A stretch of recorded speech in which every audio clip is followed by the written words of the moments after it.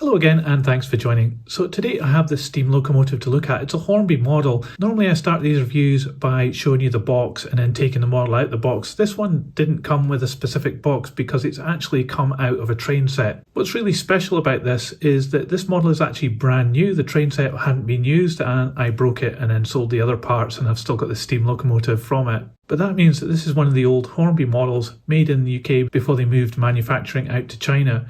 But this has never been actually run, so it is actually a brand new model. So we're going to have a closer look at it today. I'll start off with the steam locomotive. So this model is a tender driven model, so therefore this locomotive doesn't actually have a motor on it and it's just pushed along. So you can see that the valve gear runs freely there. So let's start having a look at this model close up. We'll look at the front first as usual. And one thing you can notice by this flailing thing moving back and forward here is that the front pony truck has got a hell of a lot of movement on it. I don't know why it's got so much. It can move this far out from the locomotive and still be attached. I just think that's absolutely ridiculous, but it is indicative of what models were like from Hornby at the time. You can see it has the large Hornby coupling here, but it is held on with a screw, so you can remove that and maybe change it with someone else if you want to. Not much detail on this pony truck. It is made of metal. The wheels are looking really good though. They've got these nice spokes, but it does have a rather deep flange, but that's indicative of the age of this locomotive. So here on the buffer beam, the painting has been applied. Not too bad on this one, and it's a nice deep rich red colour.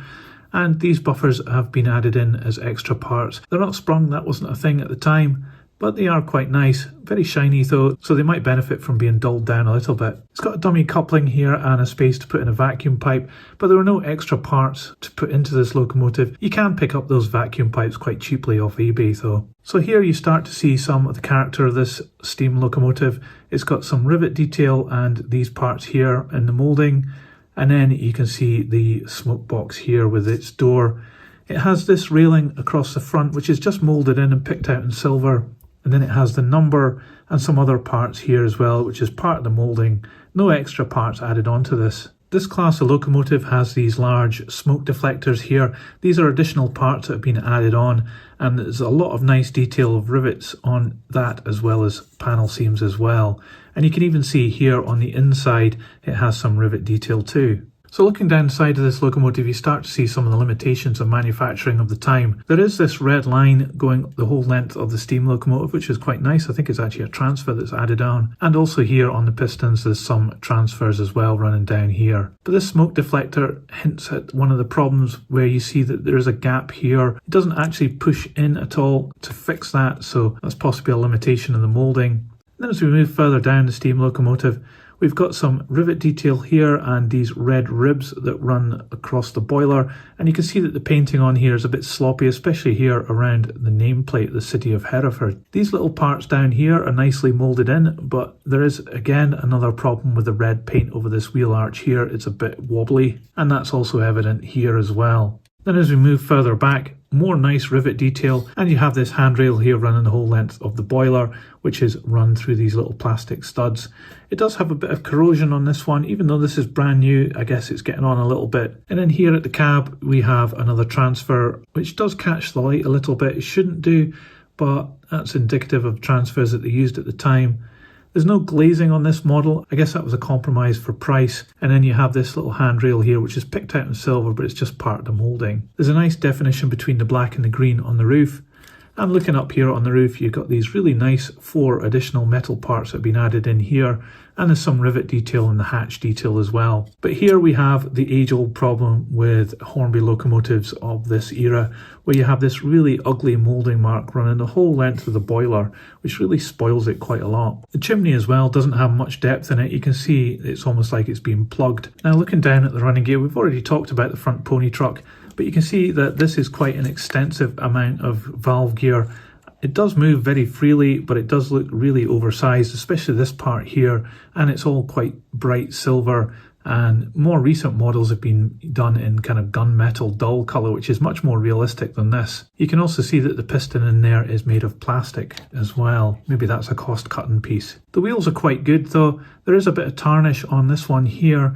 I think that's just with age, because like I said, this hasn't ever been used. But the spokes of the inserts are really nice, and these counterweights are good as well. They've got some rivet detail on them. I'm not sure whether they should or not. It's certainly there anyway. And you can see the brake gear here in line with the wheels as well, and those are extra parts that have been added on. That's quite nice. And that also extends underneath here in the chassis. There's some nice pipe detail here moulded into the main body of the locomotive.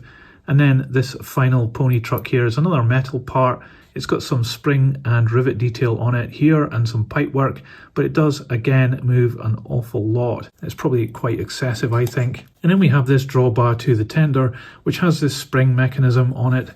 Now, I don't think it really needs that, and it certainly gives that couple of millimeters of extra movement if it's going in reverse or forward, and that doesn't look very nice when it's running along the track. Here on the back of the boiler, there is quite a lot of detail moulded in here, but it's not particularly deep relief, and it's certainly not being picked out at all.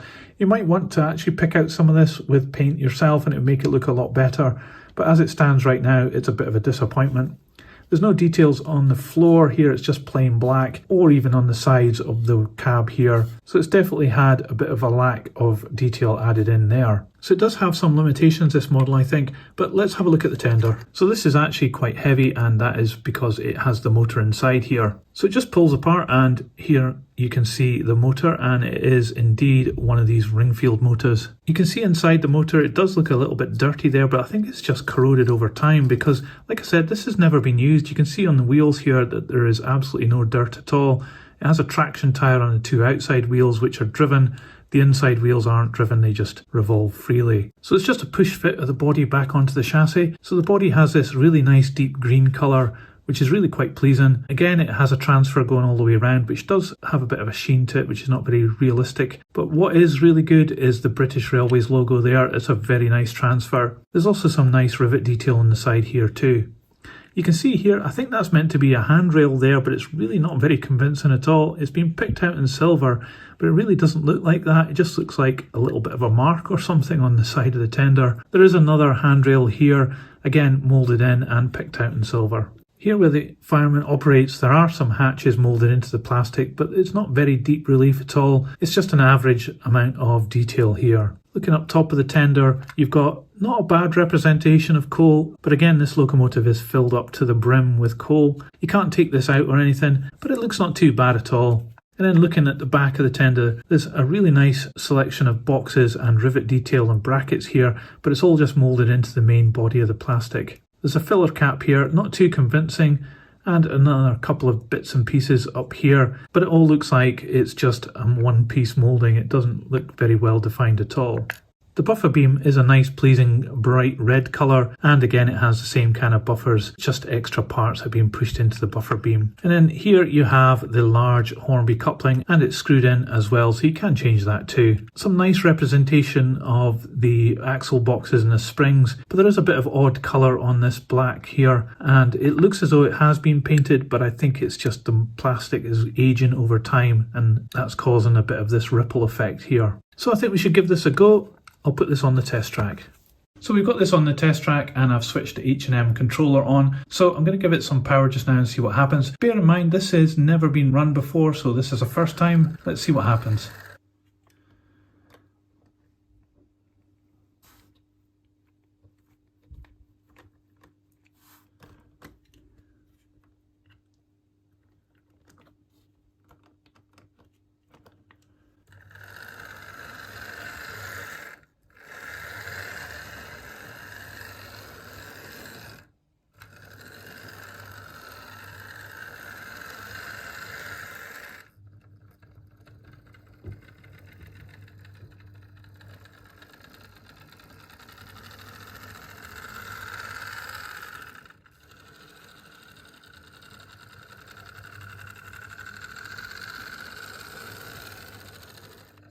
At the start there, the valve gear on the locomotive seemed to be jammed, but I just moved it with my finger and then it was working perfectly thereafter.